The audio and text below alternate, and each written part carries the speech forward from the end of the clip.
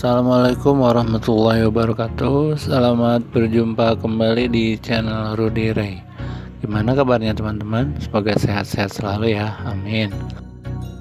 Kali ini saya akan memberikan tutorial bagaimana caranya agar kita tahu merek laptop atau komputer yang kita punya. Kadang kita nggak pernah tahu serinya apa, ya spesifikasinya kayak apa gitu.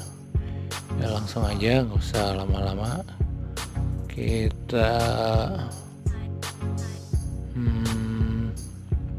masuk ke ini aja, di Windows plus R di keyboard, dipencet Windows sama R. Nah ini udah ada, kita ketik ulang lagi, kita ketik di DX diag. Nah itu udah ada, coba kita klik OK. Tuh lihat. Nah ini informasi laptop saya ya.